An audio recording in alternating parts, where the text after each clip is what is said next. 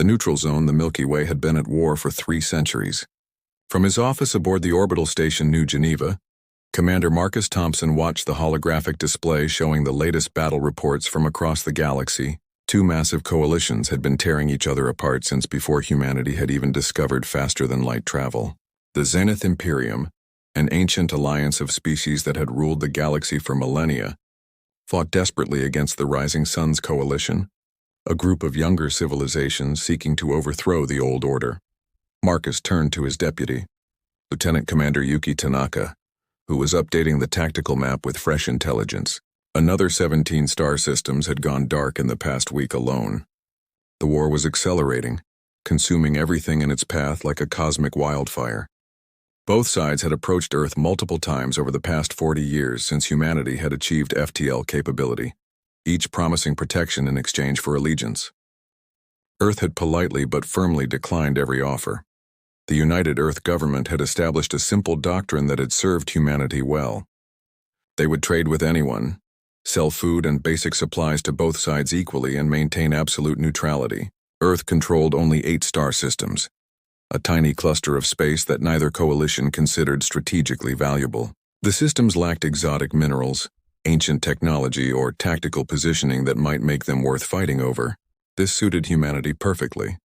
Director Sarah Chen entered the command center, her expression grave. She had been Earth's chief diplomat for the past decade, navigating the treacherous waters of galactic politics with remarkable skill. Marcus knew that look on her face meant trouble was brewing somewhere in human space. "We've got a situation developing near the Kepler colony," Sarah announced, pulling up a real-time feed on the main screen. "Our deep space sensors are picking up a massive fleet dropping out of hyperspace. Initial scans suggest it's a Zenith Imperium battle group, and they're heavily damaged." The display showed dozens of alien vessels materializing from the twisted energies of hyperspace. These weren't merchant ships or diplomatic vessels. These were warships, each one scarred by recent combat. The largest ship, a behemoth that dwarfed anything in Earth's modest fleet, showed massive hull breaches and failing power signatures. They weren't arriving as conquerors. They were running from something. "How many ships?" Marcus asked, already knowing he wouldn't like the answer. 43 vessels, including at least 2 command carriers, Yuki reported, her fingers dancing over her console. "They're broadcasting emergency signals and requesting immediate assistance." "Wait, there's more. I'm detecting pursuit signatures. The Rising Suns Coalition is following them." The situation had just become infinitely more complicated. Earth had managed to stay neutral by keeping both sides at arm's length. Now one faction's military forces had entered human space while being pursued by the other. No matter what happened next, Earth's neutrality was about to be tested. An incoming transmission alert sounded. The main screen shifted to show an alien face that Marcus recognized from intelligence briefings. The being was a Vorthak, one of the founding species of the Zenith Imperium. They stood 3 meters tall with crystalline skin that shifted colors based on emotion. This one's skin was pulsing an angry red. "I am Fleet Marshal Korthax of the Zenith Imperium's 3rd Armada," the alien declared in accented but clear English. "By imperial decree, I claim this system as a temporary military refuge. You will provide immediate repairs, supplies, and medical assistance to my fleet." Marcus stepped forward, keeping his expression neutral despite his racing heart. "Fleet Marshal Korthax, I am Commander Marcus Thompson of the Earth Defense Force. While we sympathize with your situation, I must inform you that the Kepler system is sovereign Earth territory. We maintain strict neutrality in the galactic conflict." The Vorthak's crystalline skin flared brighter. "Commander Thompson, you seem to misunderstand. I am not making a request. My fleet requires assistance and you will provide it. The alternative is that we take what we need by force." Sarah stepped beside Marcus, her diplomatic training kicking in. "Fleet Marshal, perhaps we can reach a compromise. We can offer humanitarian aid to your wounded and basic supplies at standard trade rates, but we cannot allow military occupation of our territory, or provide military assistance that would violate our neutrality." Korthax's form seemed to grow larger on the screen. "Primitives. You dare negotiate with the Zenith Imperium? Your species has existed in space for barely 4 decades. We have ruled the stars for 10,000 years. You will comply or your colonies will burn." Marcus felt the tension in the command center ratchet up. Every human officer was looking to him for guidance. This was the moment they had all trained for but hoped would never come. The moment when Earth would have to decide whether to bend or stand firm. "Fleet Marshal," Marcus said, his voice steady and clear. "Earth has no desire for conflict with the Zenith Imperium or any other power. However, we will defend our sovereignty. You have 12 hours to peacefully depart our space, or arrange for commercial transactions for supplies. Any attempt to take resources by force will be met with appropriate resistance." The transmission cut off abruptly. On the tactical display, the Zenith fleet began moving toward Kepler Colony, their damaged weapon systems powering up. Behind them, the first Rising Suns coalition ships were dropping out of hyperspace, their fresh and undamaged vessels forming an attack formation. Lieutenant Commander Tanaka looked at the display with growing alarm. "Sir, the coalition fleet is twice the size of the Imperium force. If they engage here, Kepler Colony will be caught in the crossfire. 3 million civilians are on that planet." Marcus nodded grimly. Earth had stayed out of the war by being too small and insignificant for either side to bother with. Now their space was about to become a battlefield whether they liked it or not. But what neither alien fleet knew was that humanity had not been idle during their 40 years of neutrality. While maintaining peaceful relations with both coalitions, Earth's scientists and engineers had been studying every piece of alien technology they could acquire through trade. They had learned from both sides' strengths and weaknesses. More importantly, they had developed their own innovations, weapons and defenses that neither coalition had ever encountered. Human military doctrine had always emphasized asymmetric warfare, finding ways for smaller forces to defeat larger ones through superior tactics and technology. Earth's fleet might be outnumbered 100 to 1 by either coalition, but numbers weren't everything in space combat. "Signal all Earth Defense Force vessels," Marcus ordered. Condition read throughout the fleet. "Activate all hidden defense platforms and bring the Prometheus protocol online." Around him, officers began executing emergency procedures that had been practiced thousands of times, but never used in actual combat. Across human space, weapons platforms that had been disguised as mining stations and communication relays revealed their true nature. Ships that appeared to be simple cargo haulers dropped their facades, exposing advanced weapon systems that Earth had developed in secret. The Prometheus Protocol was humanity's ultimate contingency plan. For 4 decades, Earth had been preparing for the day when neutrality would no longer be an option. They had built their defenses not to fight the last war, but to fight the next one. While the coalitions used tactics and technology that had remained largely unchanged for centuries, humanity had been innovating. Sarah placed a hand on Marcus's shoulder. "Once we reveal our capabilities, there's no going back. Both coalitions will see us as either a threat or a prize to be claimed."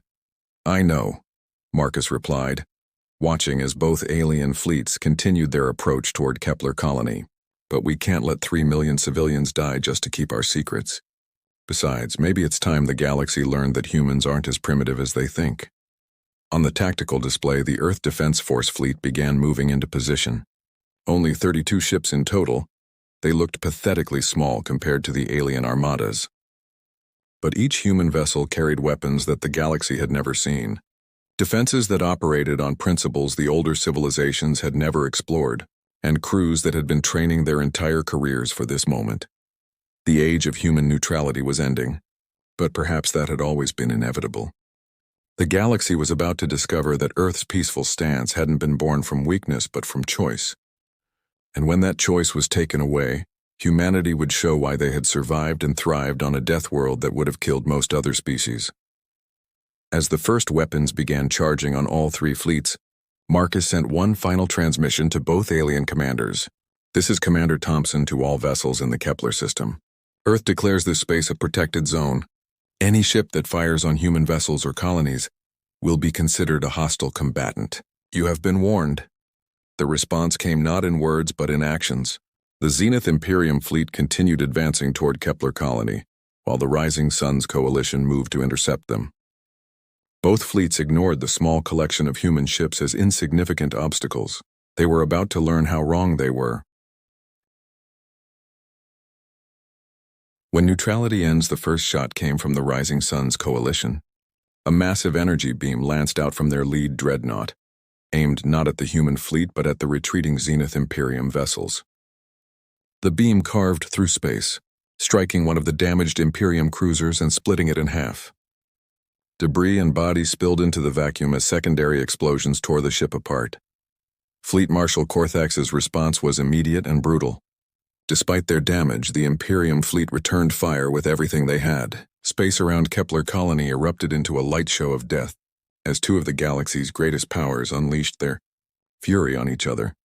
Marcus watched the tactical display with growing horror as stray shots from both fleets headed toward the colony. The alien commanders were so focused on destroying each other that they had completely forgotten about the 3 million human civilians in the crossfire, or perhaps they simply didn't care. "Execute Prometheus Protocol Stage 1, Marcus commanded. Across the Kepler system, hidden installations came online. What the aliens had dismissed as asteroids and space debris suddenly revealed themselves as sophisticated defense platforms. In perfect synchronization, they projected an energy field unlike anything either coalition had seen before. The stray weapons fire heading toward Kepler Colony struck the barrier and simply stopped. Not deflected, not absorbed, but frozen in space as if time itself had been paused. The quantum stasis field was humanity's first surprise, a defensive technology that operated on principles the older civilizations had never explored. Both alien fleets paused their exchange, their sensors struggling to understand what they were seeing. The Rising Sun's commander, a spider-like arachnos named High Admiral Zektheta, opened a channel to the human fleet. "What trickery is this?" the admiral demanded, his 8 eyes focusing on Marcus through the transmission. "No species your age could possess such technology." Marcus smiled coldly. "High Admiral, you're making the same mistake every advanced civilization makes. You assume that age equals innovation. Humanity has had 40 years to study your technology, your tactics, and your weaknesses. We learned from you, then we improved on what we learned." Fleet Marshal Korthax joined the communication channel, his crystalline skin pulsing with indignation. "Impossible. The Zenith Imperium has commanded the most advanced technology in the galaxy for millennia, and that's exactly your problem," Lieutenant Commander Tanaka interjected. "You've been using the same technology for millennia. When was the last time either of your coalitions actually invented something new, instead of just refining what you already had?" The truth of her words hung in the space between the 3 fleets. Both coalitions had indeed been technologically stagnant for centuries, so confident in their superiority that they had stopped truly innovating. They fought their wars with bigger ships and more powerful versions of the same weapons their ancestors had used. Humanity, on the other hand, had approached galactic technology like a puzzle to be solved and improved upon. They had combined principles from both coalition sciences and added their own unique perspective, creating hybrid technologies that neither side had imagined possible. "This is your final warning," Marcus announced to both fleets. "Leave human space immediately, or we will be forced to defend ourselves." High Admiral Zektheta's response was predictable. "Arrogant primitives. You have 32 ships against our combined might. One defensive trick will not save you." He turned his attention to his fleet. "All coalition vessels destroy the human fleet, then resume engagement with the Imperium forces." The coalition fleet split its attention, half continuing to engage the Imperium while the other half turned toward the human vessels. Dozens of weapons locked onto the small Earth Defense Force fleet. Under normal circumstances, it would have been a massacre, but these weren't normal circumstances. "Stage 2, Marcus ordered calmly. The human ships suddenly scattered, moving with impossible speed and agility. Where the massive alien vessels moved like battleships, the human craft danced like fighters. They employed a revolutionary drive system that used controlled micro-jumps, allowing them to essentially teleport short distances in combat. The Coalition's weapons fire passed through empty space, where human ships had been microseconds before. Meanwhile, the Earth vessels reappeared in perfect attack positions, their own weapons charging with an ominous blue glow. Captain James Wilson aboard the EDF Resilience was the first to fire. The Graviton Lance, a weapon that manipulated fundamental forces rather than relying on energy or projectiles, struck a Coalition destroyer. The alien ship didn't explode. Instead, it crumpled in on itself like a tin can being crushed by an invisible fist, compressed into a ball of metal a fraction of its original size. Across the battlefield, human ships deployed weapons that defied conventional understanding. Nanite swarms that consumed enemy hull plating and converted it into more nanites. Temporal distortion fields that aged sections of enemy ships thousands of years in seconds. causing them to crumble to dust. Quantum virus programs that infiltrated alien computer systems and turned their own weapons against them. The Zenith Imperium fleet, seeing the coalition forces being systematically destroyed by a force 1/3 their size, attempted to flee, but they found their hyperspace drives mysteriously non-functional, locked down by the same quantum field technology that protected Kepler Colony. "You wanted our resources," Marcus said over an open channel to both fleets. "You threatened our civilians. You ignored our sovereignty. Now you're learning what happens when you corner a species that evolved on a death world." Director Sarah Chen had been coordinating with Earth Command during the battle. She now had authorization to reveal humanity's full hand. "Commander Thompson, the World Council has authorized Stage 3. All restrictions are lifted." Marcus nodded solemnly. Stage 3 was the revelation of Earth's true military strength. For 40 years, humanity had been building in secret, constructing fleets in hidden shipyards located in the void between stars. They had learned to hide their signatures from alien sensors, to build without being detected. "All hidden fleet elements," Marcus commanded, "reveal yourselves." Across the Kepler system, space itself seemed to ripple. Ships appeared from nowhere, hundreds of them, each one incorporating the revolutionary technologies that the initial fleet had demonstrated. But these weren't hastily constructed vessels. These were purpose-built warships, designed from the ground up to counter everything the coalitions could throw at them. The true Earth Defense Force revealed itself to be not 32 ships but over 300, with more arriving every minute from other human systems. Each vessel was smaller than the alien capital ships but infinitely more advanced, representing not thousands of years of stagnation but 4 decades of focused innovation. High Admiral Zek Theta's ship was surrounded by dozens of human vessels before he could react.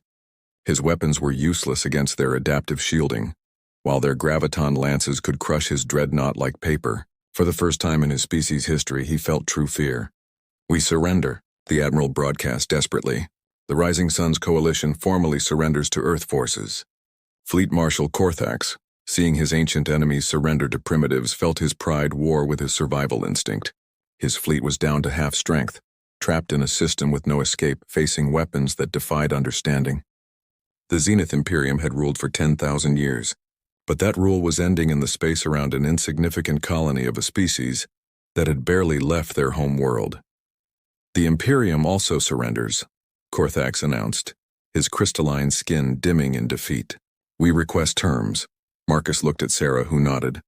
This had always been a possibility they had planned for. Earth didn't want to conquer or rule. They wanted peace and the freedom to expand without interference. "Terms are simple," Marcus announced. "Both coalitions will sign a treaty recognizing Earth's sovereignty over a 50-light-year sphere around our core systems. You will pay reparations for the damage caused and the threats made against our civilians. In return, we will not pursue further military action and will resume trade relations." But Sarah added something more, something that would reshape the galaxy. "Furthermore, Earth will establish a neutral station at the edge of our space where both coalitions can meet for peace negotiations. The war has gone on long enough.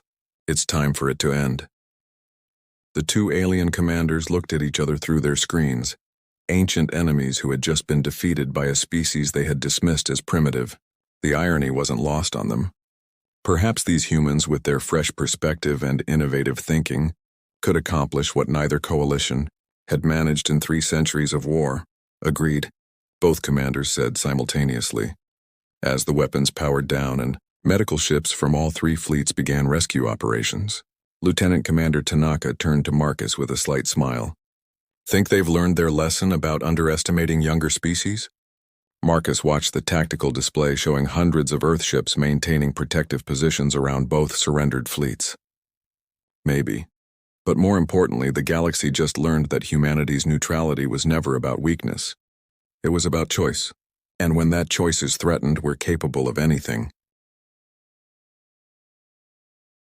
The battle for Kepler Colony would go down in galactic history as the day the war ended. Not through the victory of either great coalition, but through the intervention of a species that had chosen peace until peace was no longer an option. Earth had stayed out of the galactic war until they knocked on humanity's door. They wouldn't make that mistake again.